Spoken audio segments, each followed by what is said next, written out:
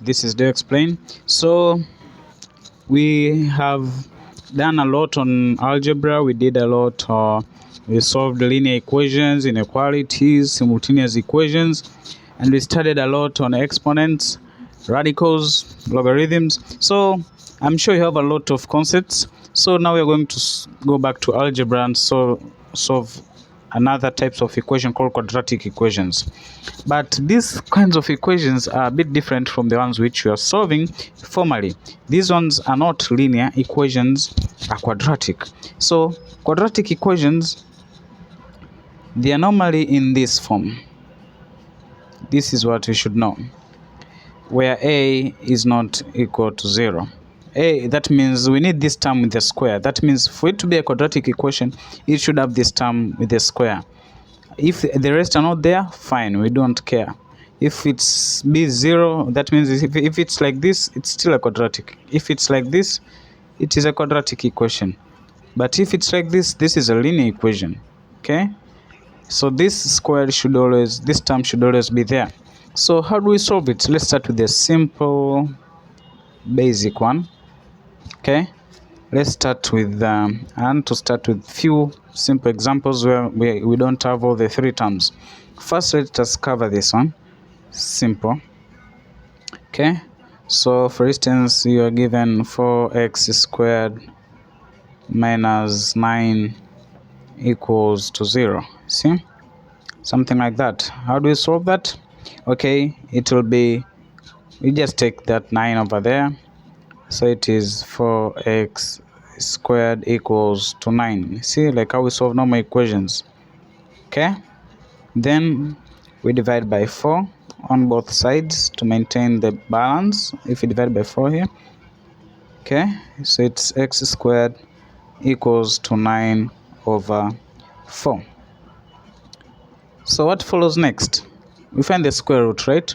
We want to find the value of x. Here we have x squared, so we find the square root of here and here, the square root and the square root. X will be equal to square root of 9 is 3, square root of 4 it's 2. But remember, if we find the square root of a number, the answer you should include plus or minus. That means x can either be 3 over 2 or negative 3 over 2. Now you see, in quadratic equations, differently from linear equations, in linear equations, the value of x is just, we only have one value of x. But in quadratic, most of the times we'll be having two values of x. The only case where we'll be having one value of x, we normally call it perfect square or things like those. We'll see later in this quadratic equations chapter. You see? And if the question has x cubic, that means it will be having 3 answers. If it has x power 4, it will be mostly having 4 answers. So that's the pattern. Make sure you know it. Okay, so our focus is on quadratic equations. Okay, again, why do we put plus and minus here? You see, we normally neglect the negative. 4, square root of 4, I normally like explaining some facts here with the pencil. So, square root of 4, we are used to say it's 2, meaning 2 times 2 is 4, right? 2 squared is 4. But we neglect negative 2. You see, negative 2 squared is also 4. Negative 2 times negative 2 is 4, because negative times negative is positive. So in quadratic equations, we do not neglect them. I mean, we are normally not supposed in any place from now on. Make sure don't neglect the negative unless you are talking about a scenario where negative does not make sense. But when you're just solving and find the square root of a number, make sure you put the positive and it's the same value.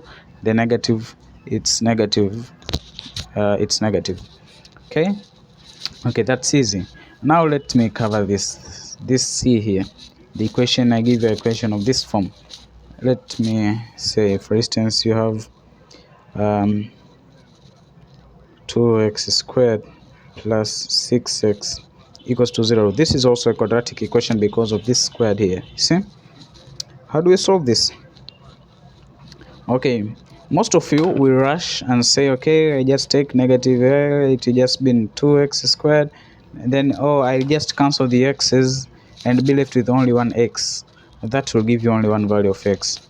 According to quadratic equation, I'm saying it like as if it's a person.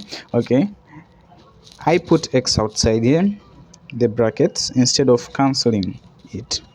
So it will be 2x plus 6 equals to 0. You see? Then I say, if we have two numbers, I want you to understand this concept. Most people don't understand. If I have two numbers and multiply two factors, like these ones, two expressions multiplied, and then the value equals to 0. To find the value, I equate each expression equals to 0. That means for this thing to be equal to 0, then one of these must give me 0. That means x should be equal to 0, or 2x plus 6 should be equal to 0. See, now I solve them. X is equal to 0, or negative plus 6. I solve this linear equation here. 2x equals to negative 6. See, I minus 6 here and minus 6 here. Get that one? So x equals to 0, or I divide by 2 here, and here I get x equals to negative 3. Okay, let me repeat the mistake where most students make. In such examples, in such questions, for instance, you have 2x squared plus 6x equals to 0.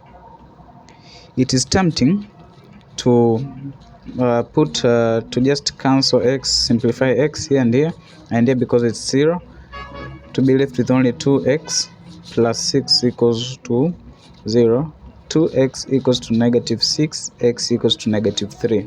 You see, we get x is equal to negative 3, this one, but we will forget the 0. 0 is also an answer. You see, if I put 0 in this original equation, I'll get 0. 2 times 0 is 0, 6 times 0 is 0, 0 plus 0, it's 0. So you see, you normally forget that 0. So make sure this is the perfect way where you get all the two answers for this equation. Okay, now let's jump into the real deal, to the complete quadratic equation. I'll start it in the next video afresh. Make sure you watch it.